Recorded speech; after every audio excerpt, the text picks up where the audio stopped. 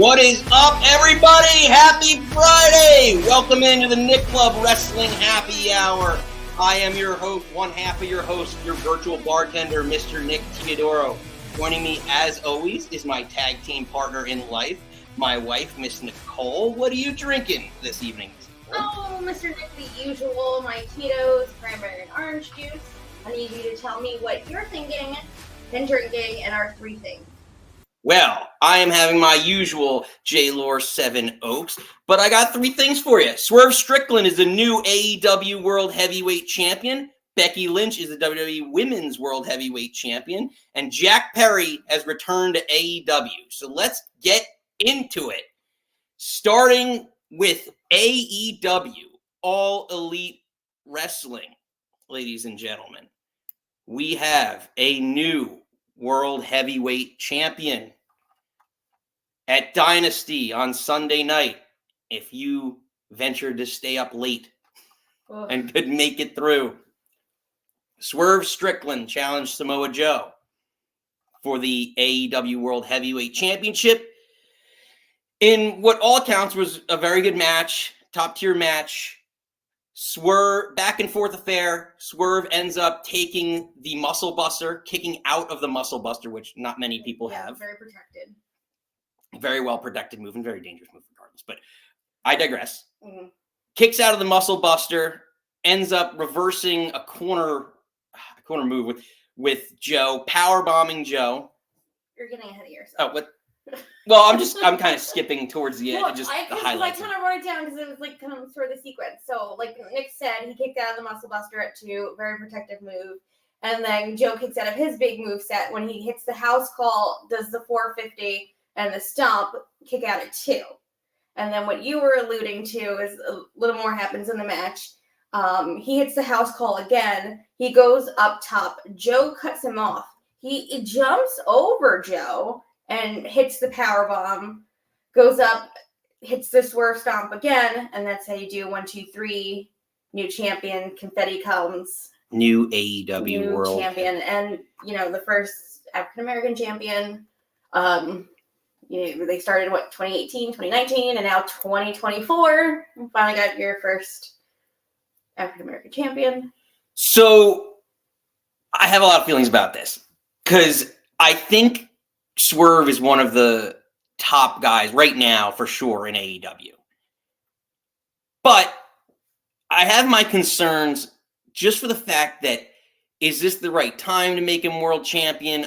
There's so many other talented main event level guys. We always talk about the misuse of some of the other guys like Malachi Black and I know Adam Cole's been injured, and where's MJF? I guess he's still injured.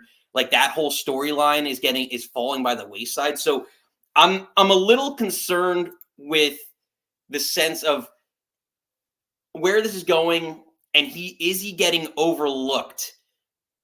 Because there's two things with Swerve. I've loved his work. I think he's been fantastic over the last 6 months, a year and change. But where I'm a little concerned is just I think he's way better heel. A way better heel, and I'm worried that he's getting lost in the shuffle. Hydra's checking in. I was so happy when Swerve won. Yeah, a lot of people were. I think I'm higher on Swerve than you were. I was super excited. I think he's again, I've said this a million times. He was all right in WWE. I think he's a flippin' star in AEW. I think it's the right time. I think Joe was sort of that middle guy between to get it off MJF, and now that since the whole MJF Adam storyline had to fall for the wayside because they're both injured, and I think it was a fun feud, like with Hangman and Swerve and Joe, and I think it's a great time to put it on. I think he's going to hold it till August, and he's going to drop it to Ospreay at Wembley, but I think he's kind of this good, I don't want to call him transitional champ, because I don't think he's necessarily that, but I think it's time. I think he's a big star. I feel like there's so many other kind of storylines going on, and I think he can just be champ. And I think he had a fun match with Kyle Fletcher. They have what do they call them? It's an eliminator. Where if you beat him, you get those matches. You have to beat the champ to get a chance at the title. So you have to beat the champ twice, essentially. But I think he had a fun match with Kyle Fletcher. Like, I think he puts on incredible matches. I think he's good on the mic. He doesn't need Prince Nana, but I love them together. Like, he's so over. It's like you see the sign on the side. Like, you say whose house, and everyone yells Swerve's house. Like, I think he's super over. I'm hoping he has some good, kind of matches between now and Wembley. I don't know. I think it's something different. I think this is kind of the first. Obviously not homegrown, but I just feel like you have these huge names, Jericho and Moxley and Omega, like these huge names, and then it went to MJF, who's obviously amazing. You're kind of homegrown guy, but this now kind of seems like another like I don't know, something you want to make champion instead of like I'm just throwing it on Jericho or Moxley because they're these huge names. Well, he's not a homegrown guy, but he's a free agent that made his name there. Like he came from WWE, did NXT, like was on the Indies, didn't do as like didn't get to the level ascend. Like he would be considered a mid-card guy pretty much ever until what he did for the last 6 months to a year. He's ascended to a whole other level, and that's where AEW can take full credit on that. And yeah, like that's where like Tony Storm's another one where in WWE you didn't see what the potential, like you saw some potential, but you didn't really get to see what she could be. And now you look at this character that she is, and it's phenomenal. But I kind of say like so I pose this question out to everybody: is AEW overlooking Swerve's title reign? Because we opened the show Dynamite on Wednesday, and the open is, and I get it, I know, and we're going to talk about this in a little bit with Jack Perry's return and the Elite, but all the whole opening was just all about the Elite. He doesn't get on TV. He's the new world champion. He doesn't get on TV till 10 minutes into the show with his match, and even during his match, they're doing cut scenes to the Young Bucks and Jack Perry in the back, and it kills me because he has this moment that the fan base wanted, right? It was overwhelming that more often than not, more people than not wanted Swerve to be champion, and I'm glad he got this moment. And now he has the opportunity to come out and his first Dynamite, flagship show as champion. They do these little subtle undermining, so in my opinion. So like that's just what kind of bothers me and about that whole storyline. And like he's your world champion. That should be the prime belt. Like unless you're telling me that this new Elite, like maybe Jack Perry is going to be part of this and go after the world title or something, but it's just overlooking Swerve. So I hope, like, I understand, I agree with what you're saying. I think they should have had, again, the match was fun, and I'm hoping it's just to get this to what we're going to talk about later, that angle over and, set the groundwork for that. But I'm hoping, I don't know if he's going to be on Collision or not, or next Dynamite, it'll be like a bigger thing. I hope this is just a one-off because of what the angle was at the end of Dynamite. And obviously the angle in the beginning of Dynamite to set up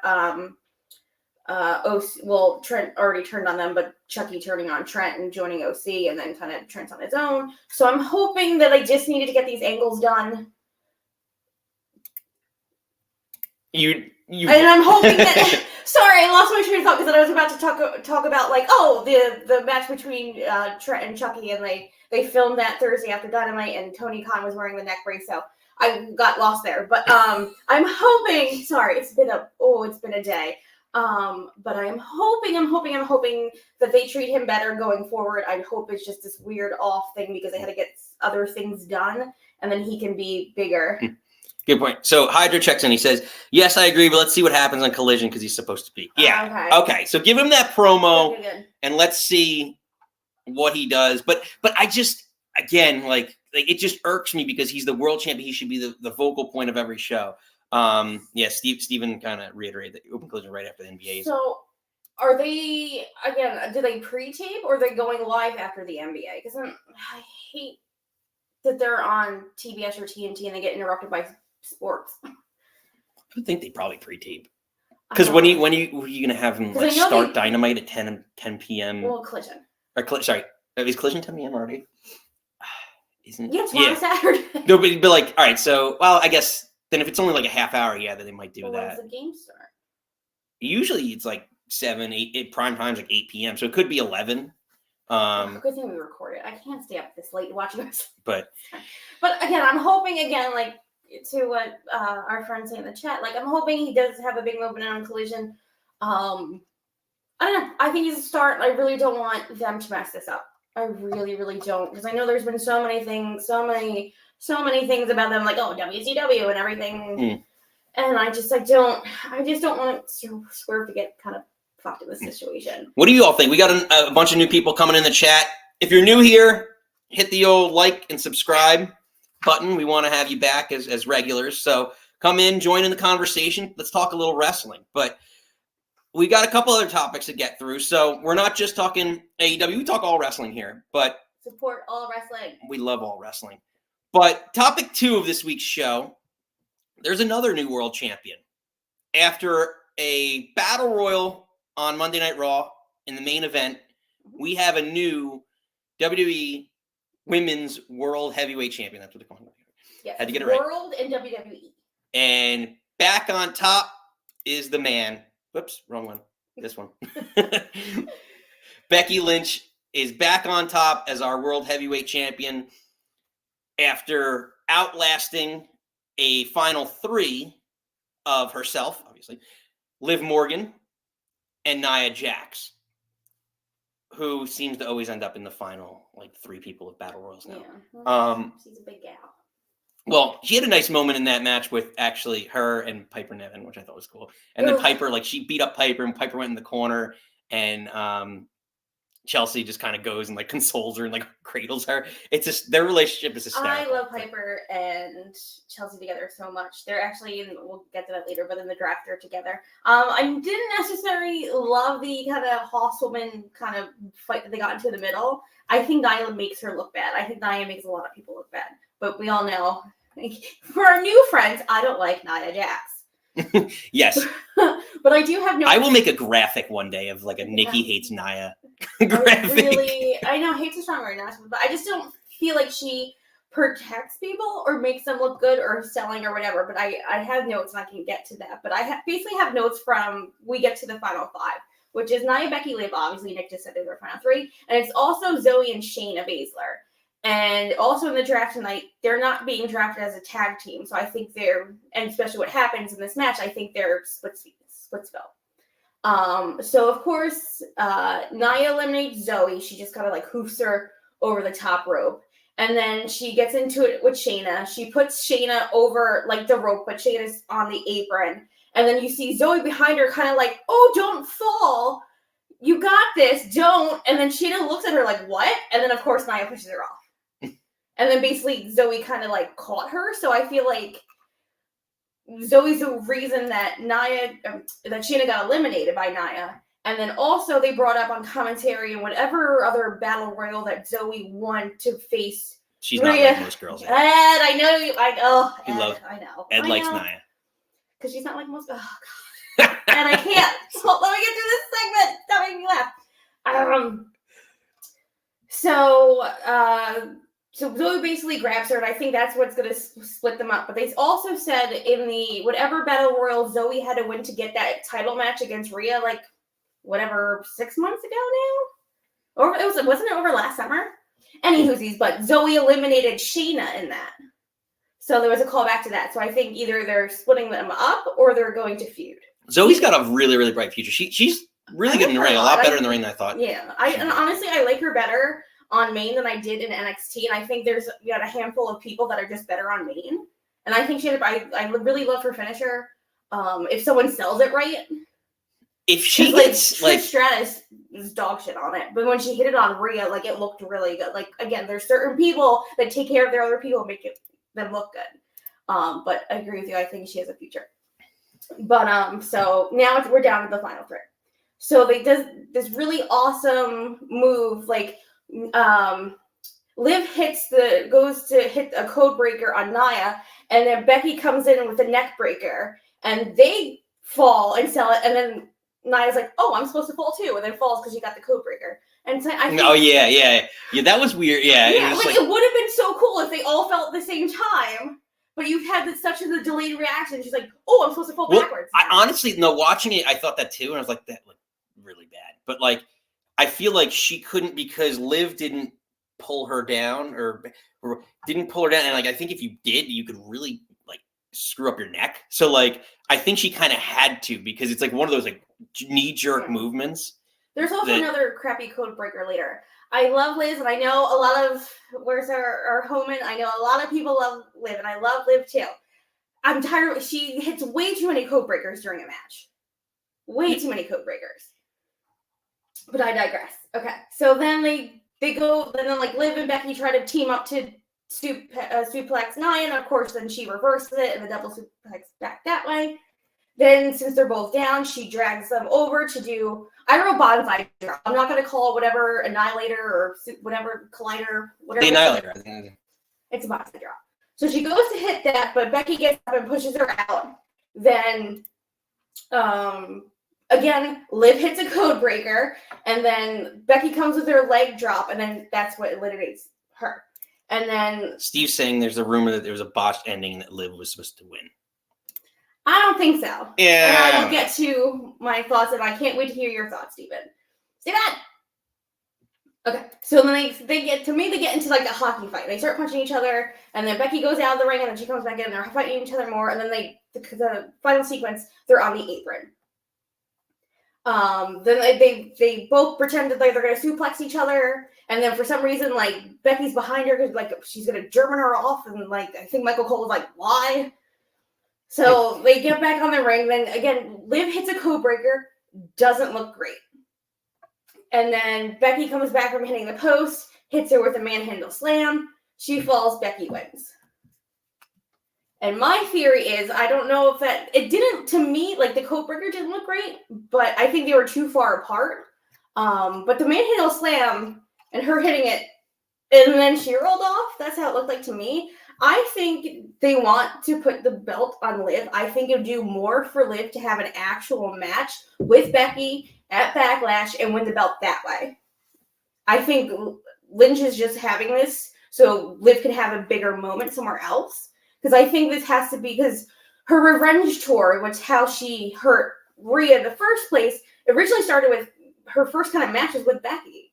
And I think it kind of is a nice culmination of like, I'm going to take the belt off Becky. Like, I beat up Becky. I took out Rhea. Like, she's top lady now. Like, look at me. Like, I think it's just, Liv is going to get that belt. I think it's a more impactful, and I think it will set her up better when Rhea does come back.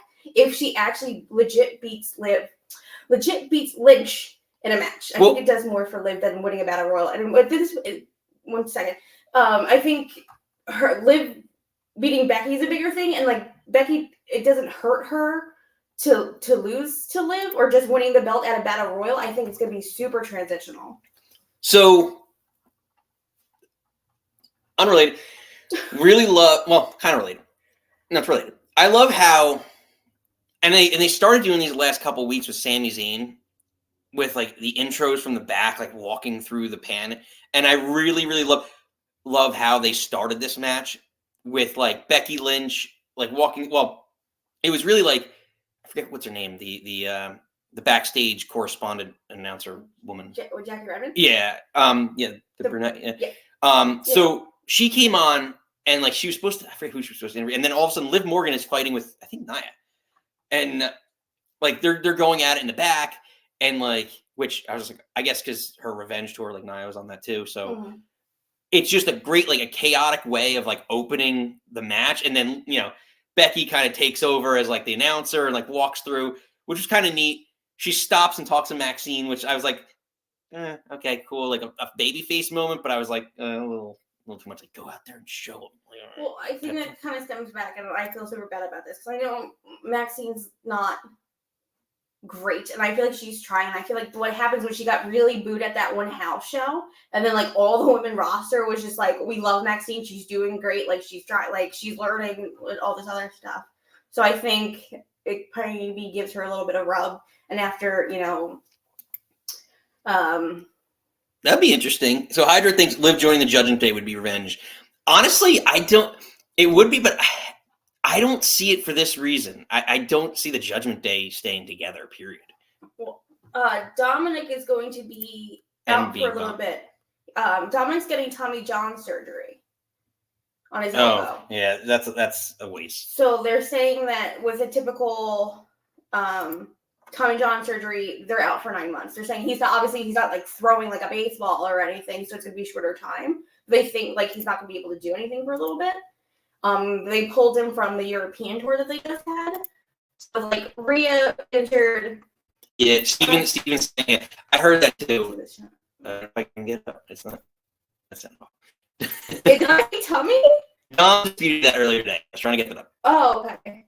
But did I say tummy? Tommy John surgery. Yes, Tommy John surgery. Actually, if you guys don't know, Tommy John surgery is what Sheamus just got. Stop it! You shared dirty mouth. You will not. We're not body Sheamusing. See what I did there? Where's that book you just got? I want you to. I don't know. Well, I think he's frozen. So there's that. Nikki got frozen. She's coming back. On me. Well, hopefully everyone out there can still hear us, and we'll come back at a period of time. So. Nick, you are not body shame. My Sheamus. Hold on. You want? Boo this man. We have sound effects now. But yeah. So I don't know. I thought that it was a good promo though. They had we got a bunch of people. Well, I'd say we wrote it out a little bit. We know. I think we're back. I'm sorry. I blame Nick for shaming an Irishman. We had a little Irish curse on our show that froze us for a minute. Hey, we're Irish people don't fuck around. Ed thought Sheamus had too many lines. Yeah, I heard that one too. It's what DeGrom had too many of. It's that Snoop Dogg commercial with Andy Samberg. He's like, I swallowed the lime. He's like, it's okay, limes are a superfruit. Which I don't know where to go from that. But regardless. So topic number 3. Let's move. Okay. Well, do you have any last? They put there. Apparently now he's not getting surgery. I think it'd be interesting to see Liv and Dom together. But then I wouldn't want Rhea to come back and like, you stole my man. Like, no one needs to be fighting over Dom Mysterio, please. Well, it depends how they do it. I don't know, but also, I don't know. I wouldn't hate it. I think it'd be kind of fun. Like, why not? Like, just add another layer into this whole storyline. I mean, like, I don't see her having a conversation with like Rhea can talk to Damian Priest and put him in his place. I don't necessarily see Liv doing that.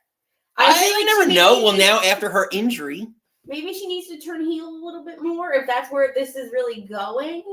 Listen, it's going to be a Dom on a pole match. Oh, God. He's going to be upside down, and you just have to grab him.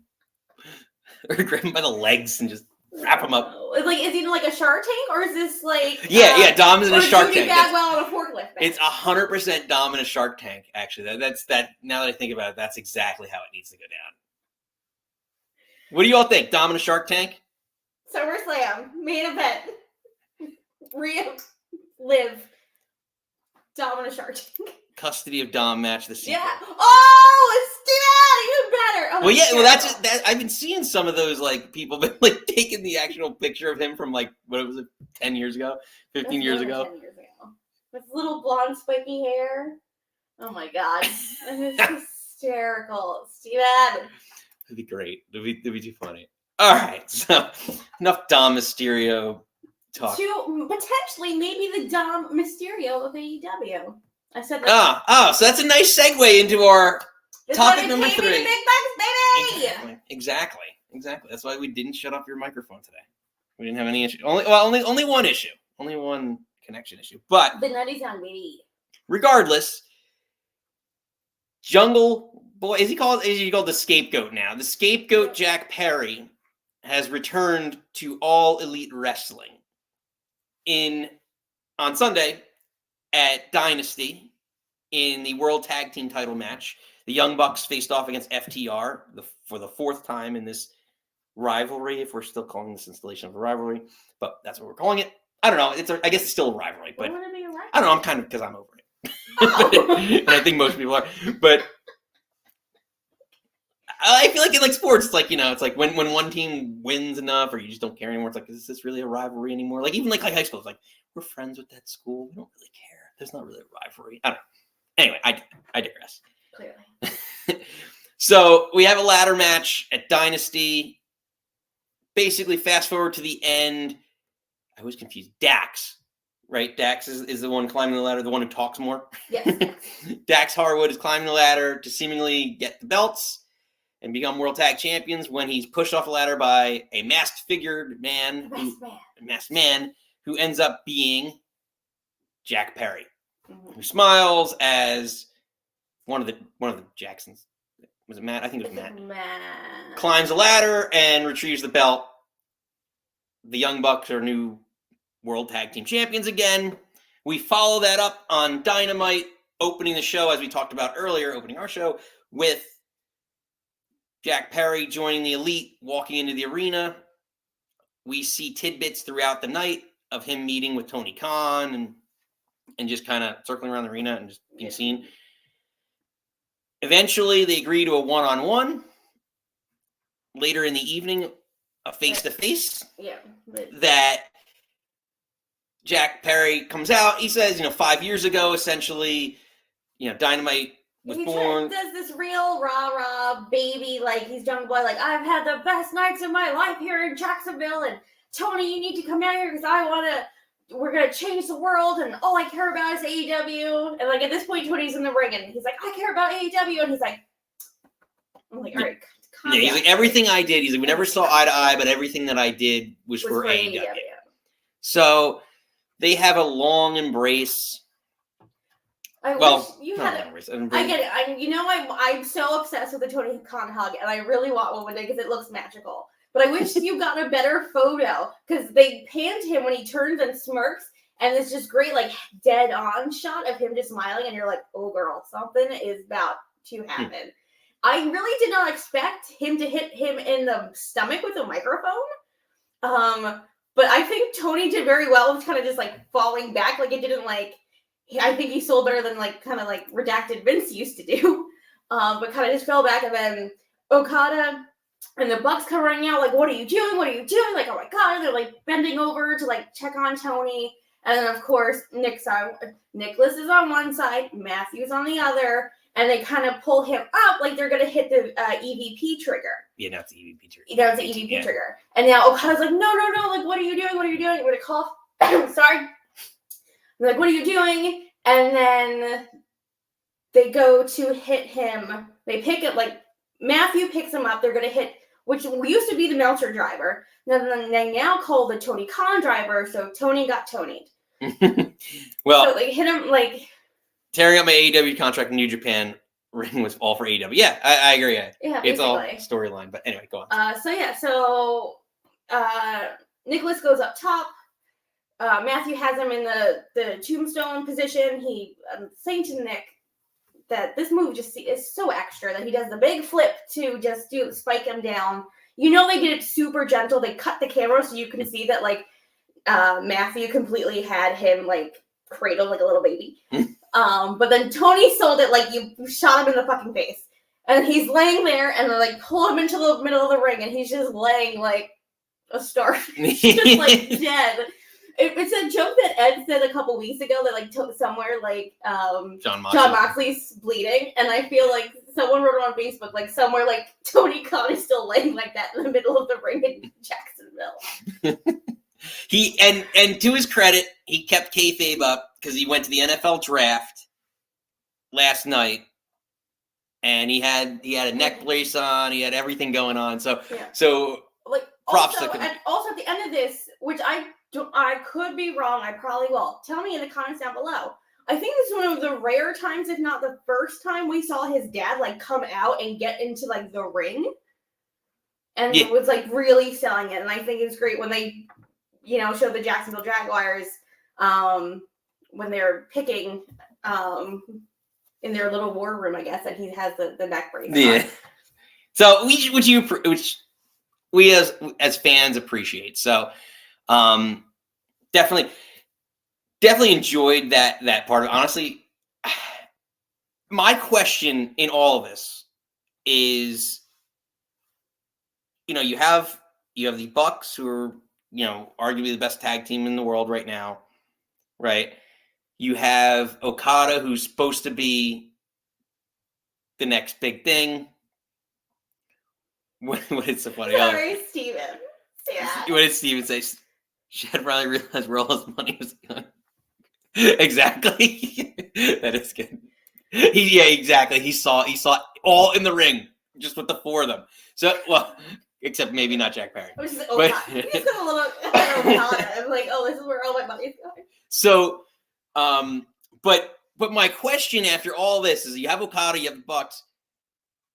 Is this going to? We've heard about like the bad blood between Jack Perry and Tony Khan. Or Tony didn't really want him back. We've heard about him doing the scapegoat thing in New Japan, and obviously the CM Punk thing, and he's like the martyr or whatever. Well, he's a scapegoat, but like obviously for this whole thing. So I'm curious, will this finally be what gets him over and makes Jack Perry a main event talent? Because I think you're doing all this, you're trying to make him as big a star as possible. So will he become that? I think it's two different questions, because he said, is he going to get it over, and is he going to be a main eventer? I think over as a main eventer. That's what I'm getting at. No. I think it's very mixed about people, how they feel about that segment. I think in the beginning of it, Jack coming out, I think it's probably one of the best promos he's ever cut. I think he sounds great, because when he was like Jungle Boy, when they did that Pillars match, and they were all cutting promos, like, he was awful. I think it was the best he sounded on a mic. I think when he walked out there, he got a great response. They all were doing, "Oh, cry me a river." When he came to that New Japan show in Chicago, like, I was expecting him to get booed out the building. Wasn't. I think he was kind of super over in that event. I think this is probably a better direction for Jack. Is it going to make him a main eventer? I don't think so. Yeah, I never really thought he was going to be like a pillar. Even the pillar thing, I don't know. A pillar? I don't know. We met him on the Jericho cruise. I think he was kind of a dick. Yeah, and I was like, oh, yeah. But I don't know. It's a tough. I mean, that there's so many people that, like, if you said Swerve Strickland a year ago would be a main eventer and world champion, I would say no. So like, there's so many people. Me and you disagree so hard on Swerve. But so you just never know. I think you just never know how it's gonna go. So, but again, with that whole storyline, you made a great point. Tony Khan gets not Meltzer Driver, conned. Tony got Tony'd. And he comes in and he shows up at the NFL draft with the neck brace. So that being said, a couple weeks back, we did a fun show leading up to WrestleMania with March Madness. We did a show about, WrestleMania brackets. So this week, given that it's the NFL draft and the WWE draft, we thought we'd do something a little unique. And we're going to do our own WWE AEW draft.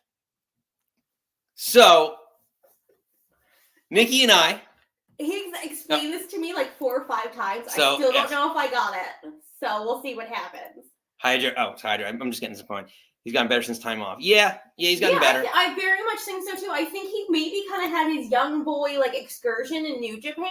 I think maybe that kind of did a World of Wonder. I'm hoping. We said this Ed and I were talking about this maybe 2 weeks ago. We were talking about Kingston, like with Hook and stuff. Like, obviously with WWE, there's so many classes in NXT and what you have to do. And I'm worried about in AEW, there's no like promo class. I'm hoping maybe in Japan, Jack sat down with Mox at some point and or like talked, because like again, Mox cut a promo on Dynamite. He lost his eyebrows, and I don't know what's going on with him. It's really upsetting my life. But I'm hoping. I agree that, like, since his time away for the past, 6-8 months now? I can't believe Wembley feels like forever ago. But I agree. I'm hoping. I know it was a brief time, but, he's there for a good time, not a long time. So we'll see. So, getting back to it. So, what we decided to do, we set up some parameters for this WAEW. That's what I'm going to call it, WAEW draft. So, we're going to set up our own teams. I don't have an actual chart, so we can't write this down, but we're going to do it verbally. Our parameters are 5 rounds. We're going to try and do this as fast as possible so we can take some calls. So, while we're doing this, I'm going to put up the call-in. The call-in link is below if anyone wants to chime in and let us know if you want to talk about some of the topics. We're going to open up the lines as soon as we get out of this, our little fantasy draft here. So much that happened that we haven't talked about. So exactly. That I'm sure our regulars are going to bring up. So we're going to get to that shortly. So our parameters for this, and play along with us as you do it, because if you're going to call in, feel free. We're going to ask you if you want to chime in on who your number 1 draft pick is. So 5. What? Sorry, Ed got me again. Oh, he bladed too much and his eyebrows left.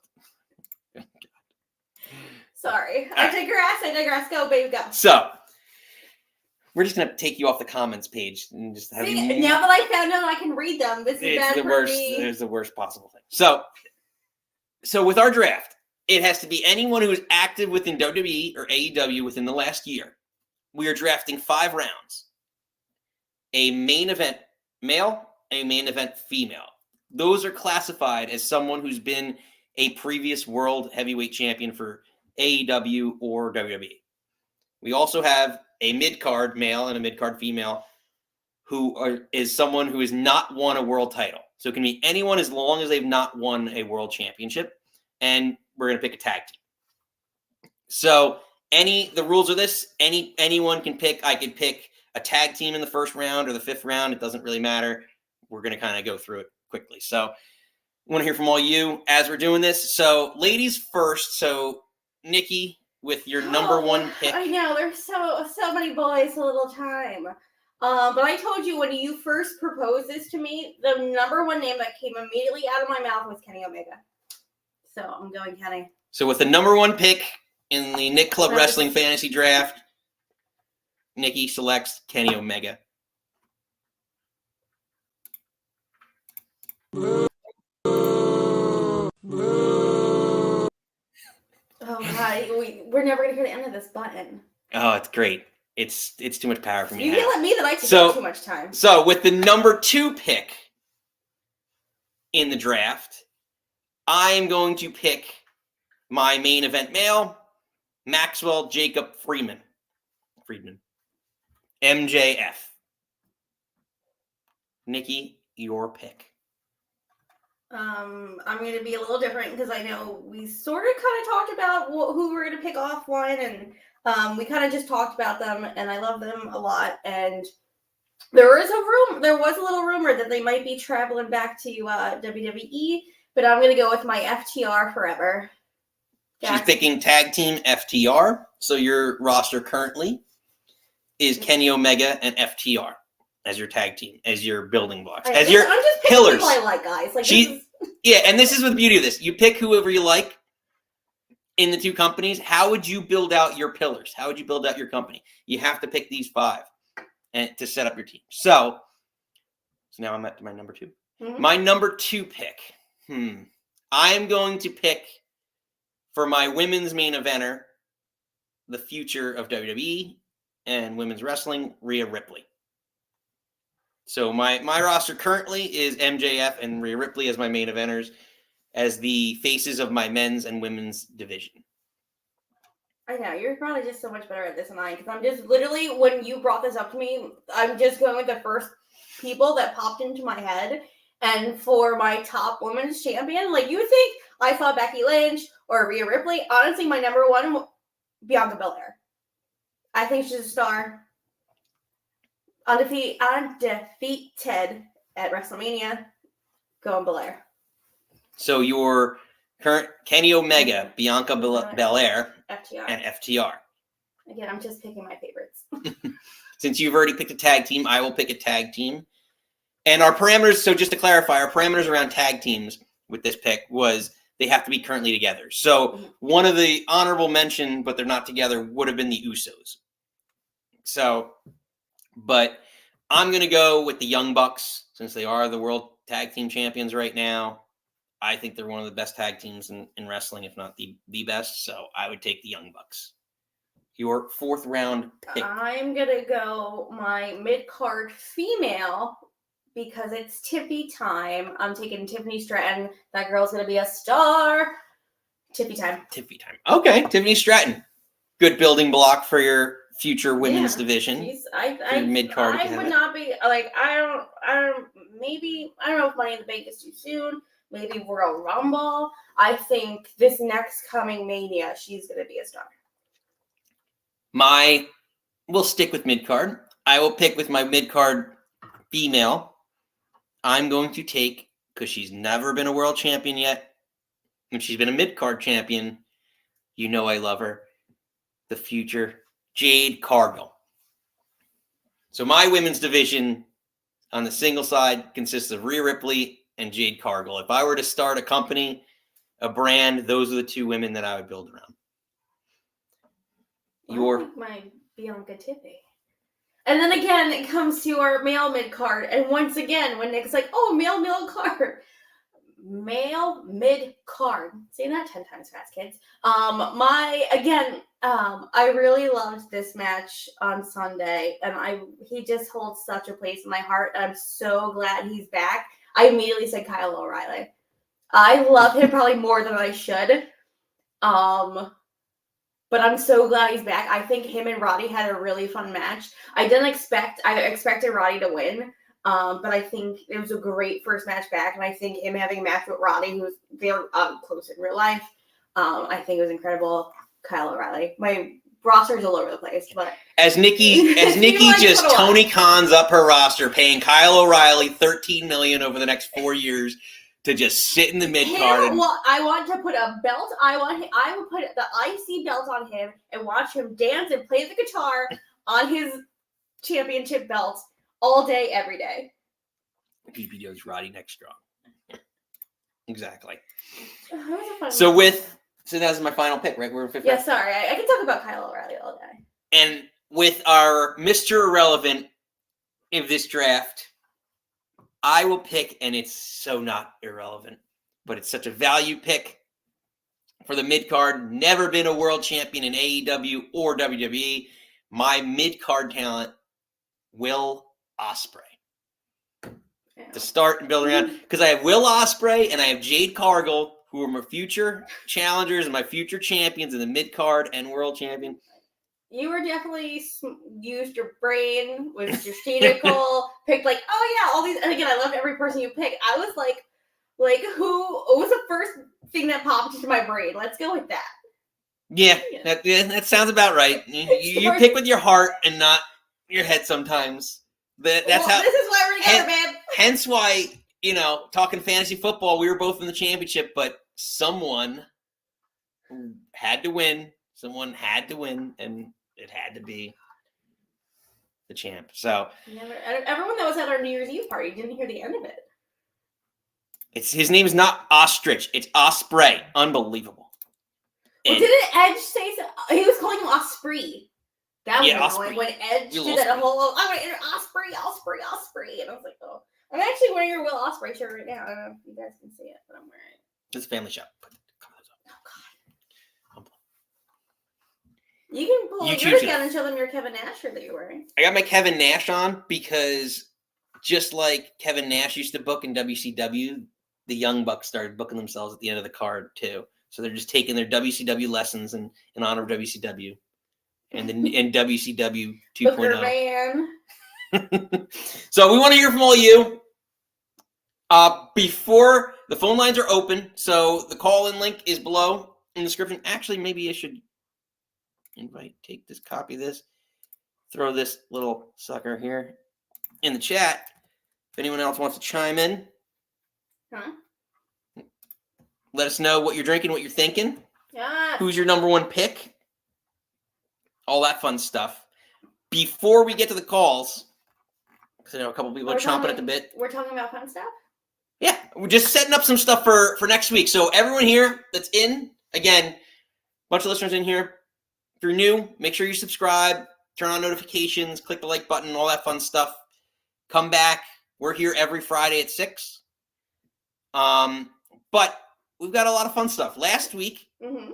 on our show, we had former WCW, multiple-time champion in WCW, Cruiserweight Tag Team Hardcore Champion, Crowbar, joined the show. Who was the sweetest, most fun, like, talked about to be safe in the ring, talked about the physical therapy work that he does now. He's from Jersey. We talked Pork Roll versus Taylor Ham. He's a Star Wars fan. Him and I could have talked Star Wars for 6 years when they got angry. He was, like, so fun to talk to. I know Nick put in our YouTube page just kind of clipped out just the interview with Crowbar, and he was so incredibly nice, and I want you all to go check it out and give him some love. Yeah, he's got a show. Actually, his show's tonight. He's got one tonight, but he's another one in May 3rd in Morristown, New Jersey. So if you guys are in the area, make sure you check that out. But yeah, if you want to check out that interview, go back and get a little free time. We cut it up. We have one that's just a video of just the interview, the 45 or so minutes of Crowbar talking life, wrestling, everything with us, Star Wars, but all that fun stuff. So check that out. But that is the first of many. So we've got an action-packed lineup the next couple of weeks. We're trying to balance it out so that we can get calls in. Anytime we have guests, we're going to try and get some of our listeners to call in and ask questions. Last week, we had Steven, one of our regulars, ask a question to Crowbar. Great experience. So make sure you turn on notifications, subscribe. That's the only way you can hear about all these. Regardless, next week, we have the reinforcer, Andrew Anderson. You might recognize him from The Wrestler. He's done some commercials. He's very, very adamant out there on the indie scene, wrestling everyone under the sun. So we're really excited to have him on the show. That's Friday, May 3rd, next Friday at 6 p.m. So make sure you mark that in your calendars, get your questions ready, look him up, check out some of his matches. Pretty hardcore stuff. Not to John Moxley levels of bleeding to Ed's happiness, but regardless, some great stuff from him. So we're really excited to have him on May 3rd. Then May 10th, we come back, and the Nick Club had to add another Nick. New member, a Jersey flipping girl, Nikki Duke. So excited to have her on. Also known as Ariel Sky from Women of Wrestling will be joining us. So she's coming on the show. We're going to talk everything New Jersey, pro wrestling. Badass bitches, wrestling, New Jersey. So if you want to be part of that show, the only way is to subscribe. Make sure you're here Friday at 6. You can send in your questions. You can call in and ask Nikki some of your questions. Ask Andrew some of your questions. So we're really excited. So mark your calendars. Get ready. It's going to be a big, fun spring going into summer. Yeah, May's going to be real fun, guys. So call in, check in. We're going to do some fun stuff around here. So that being said, the phone... Oh, you never know who's going to show up at happy hour. Exactly. So that being said, eeny, meeny, pick a number. I don't know, 3. 3's my number. All right. So we open with the man who talked, one of our regulars who talked with Crowbar last week. Ladies and gentlemen, Steve. Yes, it's Shad's wallet. Steve. Welcome in. What are you thinking? Steve. What are you drinking? I'm thinking, okay, I saw Tony at the draft last night too with the neck brace, and he moved his head. And the first thought that came to mind was, well, that's another thing Tony can't sell. Oh my God. Can't sell moves, can't sell injuries, can't sell tickets. I don't think he was that bad on the moves, though. And poor Shad's going like, I could have gotten a whole new offensive line with this money. Well, he just forked out how many, like $84 million to Calvin Ridley. So, I mean, wide receiver. Yeah. Calvin Ridley just signed in Jacksonville. So you can draft him on your fantasy team. Yeah. I just sorry, chime in. TK can't sell. The man's the size of my leg. He's a small little man that just wants to hug people. I feel like, am I the only person that thinks that, like, he reminds me of, like, me in, like, junior high when my parents would be like, "You're gonna go to like a dance or something like that, or like a prom," and it's like, or we have to go to like a family event, and they give you a suit that's like 4 sizes too That's big. tall, it doesn't fit you. Yeah, and you're like walking around like it's like every time the guy's a billionaire. How can he not have a suit that fits him? I don't understand this. It's true. He has no suits that fit him. He's literally every time either he's that scrawny a person, but you could go to Baby Gap or something. I'm telling you, you'll find a suit that fits you. It drives you crazy. You have that much money and you can't find a suit that fits. And whose suit was baggier, Tony's or David Byrne's in the Stop Making Sense movie? Or or JBL. When JBL came out, remember the MC Hammer pants, the Johnny Gargano a couple of weeks when Gargano was like in his second or third, and he was managing Baron Corbin, and he was managing Baron Corbin, and they sent him out, and he's like, "Oh, the dry cleaner," and he had these pants that made him look like a clown. The biggest bell bottom. The puffy pants. Exactly. We got some new people in the chat. Join in the conversation. If you're new here, hit the old subscribe button. We got the call-in line working. We got one of our regulars, Steve, on the line. So, Steve. Yeah. What besides hating on Tony Khan's selling ability, what are you thinking? Oh, what am I thinking? I like the direction the Liv Morgan angle is going in.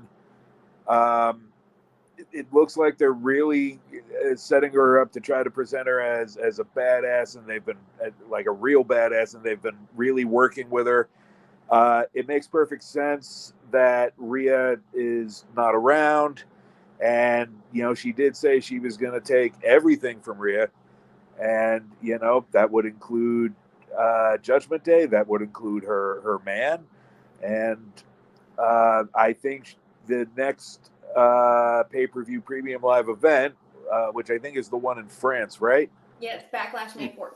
In a couple of weeks, yeah. It's next Saturday. Next week. There you go. Yeah. I don't have to get up at 5 a.m. for this one, too, do I? No, it's 1. It's 1. I know we have to figure watch out it that. on delay because Okay. I know we have to figure out what we're going to do. Either if we're going to do the recap show that Saturday night or do it Sunday. So we'll have to figure that all out. It's going to have to be Sunday. I mean, we're seeing where's my mom and my brother on the 4th, and then having to watch that and then do it now. But I think that's where she's going to win the title finally, and she and Becky will have a nice little feud to last until Rhea gets back, which I think is supposed to be around SummerSlam, right? That's the rumor. I still think it would be a great angle, like the Brock Lesnar angle with Rhea for Money in the Bank. Let her come out Money in the Bank in July and just steal it from somebody last minute. Like beat the crap out of some participant, take it, and then say, listen, when I'm healthy, I'm cashing this in because I'm owed this.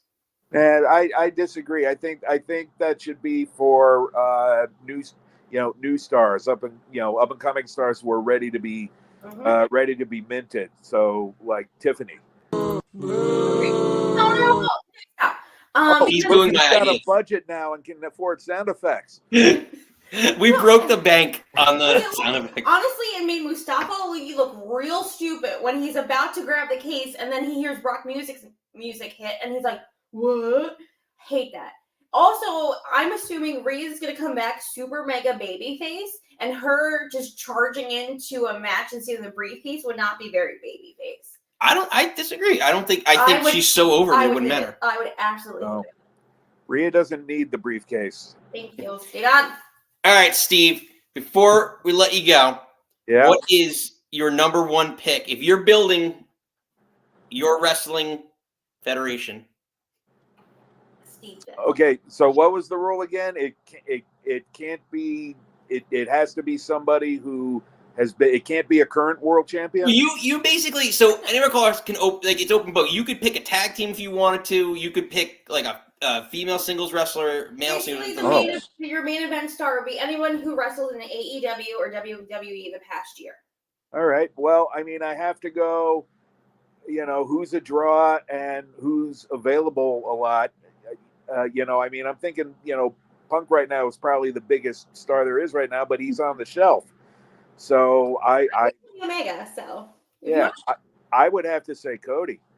Cody. No, we didn't say Punk. We didn't say Cody. I know, We didn't say Drew. Punk. Well, Drew wasn't going to be in my list because I was going to get.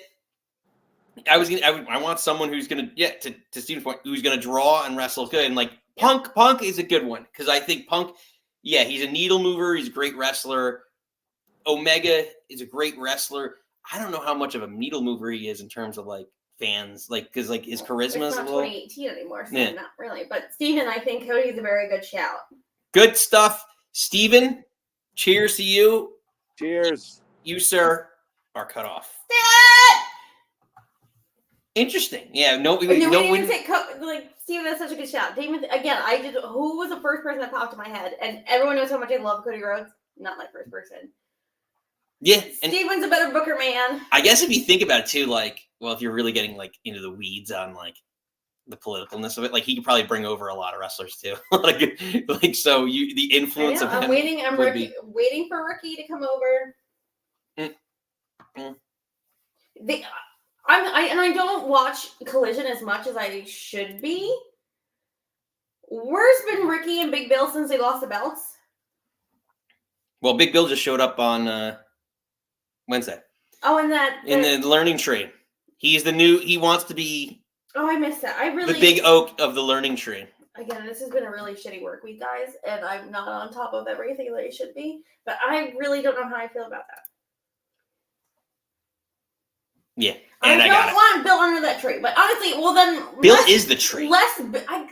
He's the oak. Less Bill, more Ricky. I think. Where's Ricky been? What does Jake Hager think about all this?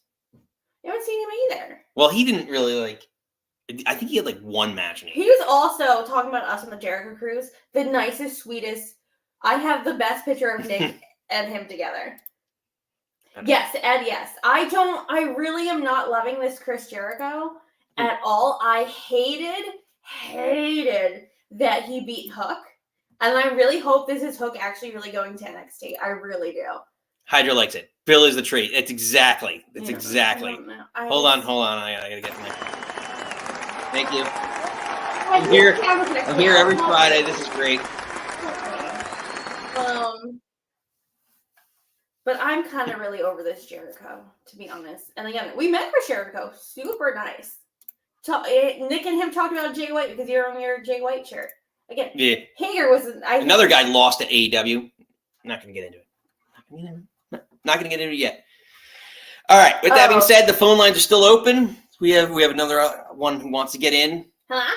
But he tends to cause some havoc on the show. So is he not we'll like bring most him in, girls?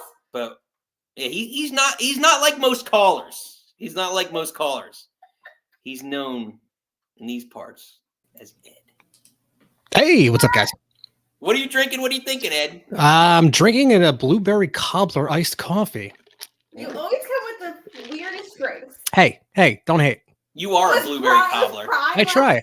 Listen, I'm a little sad that you figured it out. I was trying to hide that fact, but listen, astute eye, my friend. So what are you thinking? What are you drinking? What are you thinking wrestling wise? We already know what you're drinking. I mean, can we talk about just like okay, you guys had said before about how like divisive that what was it, Dynamite's closing segment was with the Bucks and Okada and Luke Perry's son, Jack Perry. Yeah. Like, I don't know. The whole thing was all right. And then Jack Perry stabs Tony Khan with a like. Was that not honestly the most delayed reaction? The whole him just not being able to sell that like just took me out of the whole segment. Completely. Honestly, I thought, and tell me when I'm wrong, that he was trying to reenact the scene from Alien. Well, when the thing burst out of his chest? Where it comes right through his chest. That's exactly what happened. He just had the wrong script. He was doing the Alien script, and he's like, oh, it was like 30 minutes later. Oh my god, I got hit in the stomach. Like, do you think this is his first bump? Like they practiced it? Or no, I don't think they did at all. I think he was just like, I want to do the thing, and like, he did a lot better than Vince. Did he? All those stunners he took. Okay, he did better than like 75-year-old Vince taking that last stunner that 2 WrestleManias ago. Yeah, That's it. There's some okay. You're taking a punch to the gut. Yeah, you like really need to do much. Which is I another sell movie. better than that. Like Who did that recently? Was How that much cocaine is he on? Allegedly. who used to use that? I have like, a as pretty good finisher authority. like He is that? a huge. You Never do mind. like a hard punch. I don't know. I just think a punch. I can I just say that just random Yeah. ADD moment. I Go for it. hate punches as finishers. Done Like when right. Big it's Show not had bad. it. Well, what about the Like- Superman punch and like the Yeah, I orange hate all of punch? it. I hate it. Yeah, it all sucks. It's literally with the Hawaiian punch. What? Well, OC's is called the orange punch. Yeah, like all of it. Yeah, no, because this is what I hate about that move. If you use a punch as a finisher, anytime you hit somebody, it should be considered a finishing move. So if I punched you in the stomach, if I punched Ed in the stomach, I should be able to get a 3 count because that's Yeah, I'm my gonna die. finishing move. Yeah, I don't know if you know this. Nick is super swole, and if he hits me, I'm gonna die. Yeah, I won't. I try not.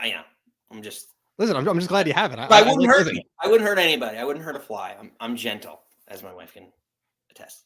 I'm a gentle, not so giant. it. Hold on, Steven got to go allegedly on cocaine. Legal department. I did say allegedly. Thank you, legal department, Steve. So many hats, Steven. I appreciate you. Also, shout outs to Steve for being an absolute savage just a minute ago. Like he can't sell moves, he can't sell he can't sell tickets. Like Steve, stop! He's already dead. I know. Steve is by far just torching Tony Khan. I think I don't know, Steve. This is what the real. At some point in time, we're gonna have polls on the show, and we're gonna throw up a poll. And I think this is a legit good one because it's 50-50. If Steve dislikes Tony Khan more than Nikki dislikes Nia Jax, and we're gonna put them side by side, Nia doesn't have an unbiased opinion of what happens. That's fantastic. Anyway, I think I don't know. Just that segment as a whole just really threw me for a loop. Like, and maybe it's because I don't watch as often, but like it didn't feel like it didn't feel like a big deal. And maybe it's just me because I only watched that clip, but it's like they haven't really done a good job of explaining why Okada is like a huge deal. The Bucks are the Bucks, and that is what it is, but they don't feel like main eventers. And then you've got Jack Perry, whose entire gimmick is I got in trouble because CM Punk got fired. Yeah. That's your gimmick. Like, if you don't watch the show and you have no idea who Jack Perry is, and people are like, he comes walking out, cry me a river, like what does that mean? And then you explain it to the casual person. It's like, yeah, he said that because it's an internet thing. It's like it goes over the casual viewer's head. Yeah. And we were saying before, who's a needle mover? That segment doesn't move the needle. They didn't even draw like 700,000 people to watch the show on TV. Yeah, it was one of their lower ones, I think. And I wanted to succeed so bad, but like you have that on that show and the Jericho crap, which like hearing him talk like Jericho of old felt pretty good. Like that segment was actually hilarious until Big Bill started talking. Well, he's a guy. Honestly, he just needs to go back to WWE. No. Honestly, I'd say that both of them do. Well, Give Jericho a retirement tour. Put Bill on, do something with him on SmackDown or something. But that's the problem too. I don't know what I would do with these guys. Honestly, Bill can go to NXT. And I wouldn't put him back on main. He was terrible on main. Yeah, that's fair. Well, anyone with a good mouthpiece could be a main eventer. Like, and him with Enzo, they were killing it. They were doing everything they needed to do, except for so big, and they broke him up. Who he also had a weird thing with Nia Jax. Yeah, which I actually like that storyline. It was funny. Anyway, Ed, what else you got for us? I mean, what don't I have? Oh God. No, I was honestly this week. It's not too much. I mean, can we talk about the absolute banger that is the video package after Mania? Like immediately, like after WrestleMania. I don't know if we talked about this at all. And I guess this is mostly just because I was listening to the song that was playing like the last couple of days. So like after the pay-per-views, they'll cobble together just like a highlight reel of everything that happened, and they got a song in the background. That Nothing More song, I think it's called If It Doesn't Hurt.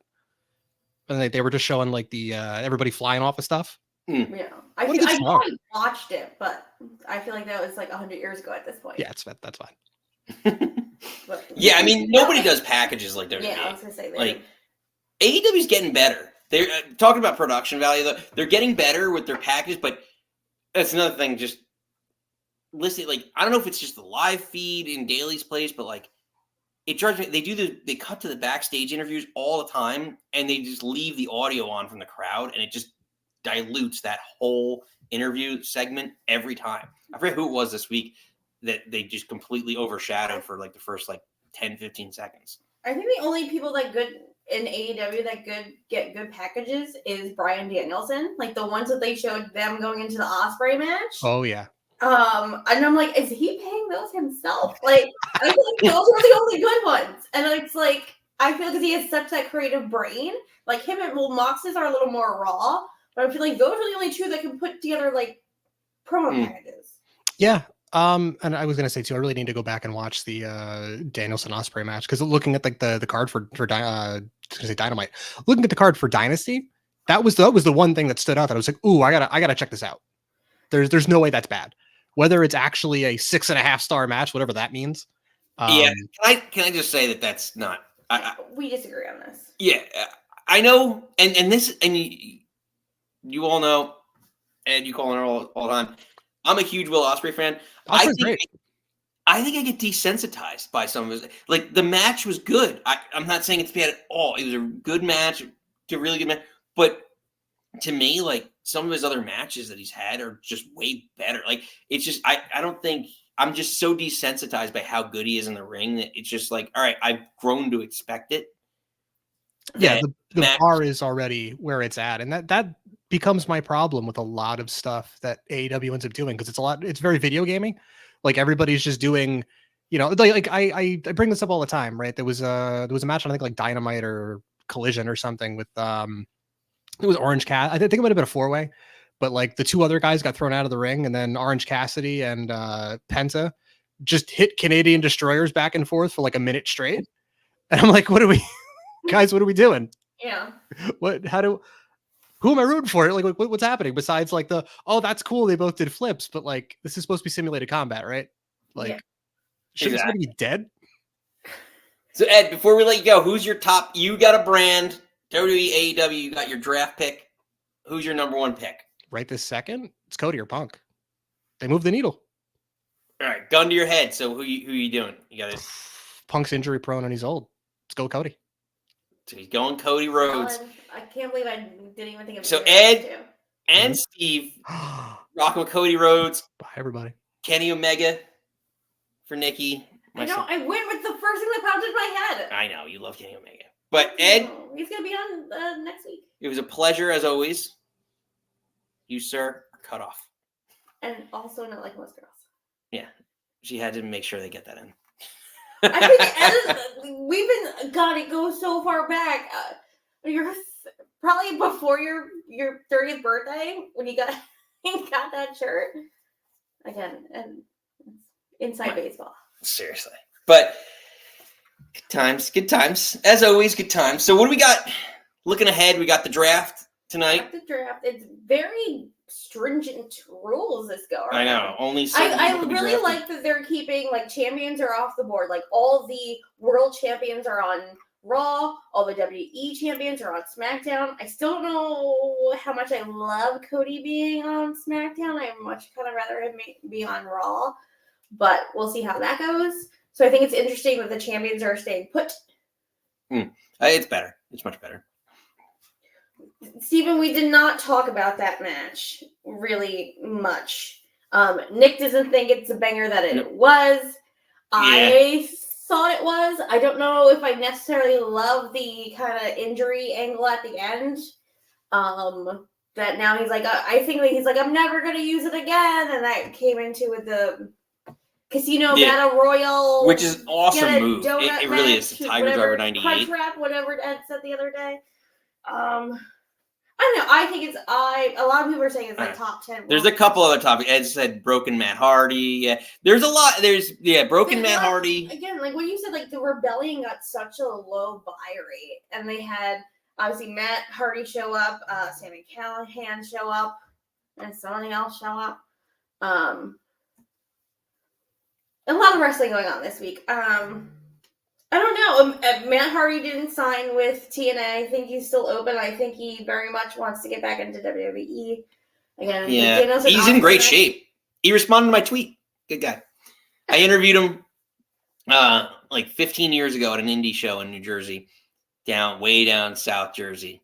And it was right after he had all those issues with his past with drugs, which it seems like his past is cleared up. I don't know about his brothers so much, but just a great, he had a great showing, a great show at that time. You could tell he was like in tune and getting back into shape. So, and now, again, I think it's interesting to see, like, I guess maybe when they have the contract, like whatever, it's like a 2-3 year deal that they get from AEW, WWE, whatever. Well, so They get like fat and they're like, you know what I mean? They get like, they're always working, but I feel like you have that job security. So maybe they go through like, it's a 3-year deal. Maybe year 2, they go through like a year and a half in, they go through like a lull because you're going to be in great shape as soon as you come in when you're first signed, just like WrestleMania. Like WrestleMania season, everyone's in the tip-top shape. They have new ring gear, all bells and whistles are all shiny.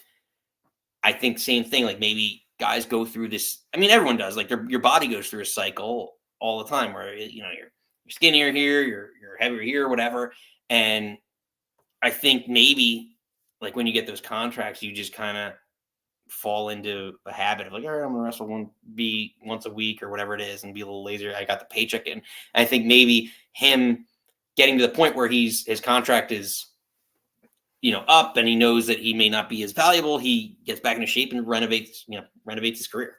Well, I think the thing is, like, Matt's not signed anywhere. He's done with AEW. Jeff got time with AEW still. It's just like it's like Jeff keeps fucking up that like he gets stuck at a company because he does some bullshit like kids do not drink and drive. There's Ubers, there's cabs, there's like stay home and have a cocktail like Nick and I do. That they need to go back to WWE, have their end run, and get inducted together. I think Triple H would want to make that happen, but it's just like I think you'll just see Matt Hardy kind of float around until Jeff can get his shit together. Yeah. So we'll see. But yeah, I think there's a lot going on with Dynasty and I really like that Ospreay Danielson match. I think you haven't seen it, go watch it. I think I liked it a lot better. The ending is interesting with the angle with the injury and And safe moves, which we talked about last week. Shameless plug with Crowbar. So if you want to go back and look at that, you can. So definitely take a look. But we are just about 45-ish minutes out from SmackDown. So we'll let everyone get their bathroom breaks in, their drinks and snacks. But before we go, obviously, make sure you hit the like, subscribe button. Get ready for next Friday. We're going to do a little bit more promotion. So next Friday, again, we have the reinforcer, Andrew Anderson, on the show. Get your questions ready. Look him up. Check him out. He's on Instagram, X now, it's called. All that fun stuff. YouTube. So check that out. And then May 10th, we have Nikki Duke, Errol Sky joining us. So get ready. We got some fun stuff coming. We have fun every week. So we want to see you all every week. You'll never know who shows up at happy hour. Exactly. So that being said, get yourself something to drink. Get yourself something to eat. Get ready to watch some SmackDown. Enjoy the weekend. Enjoy wrestling. So until then, you don't have to go home. But you can't stay here. Bye.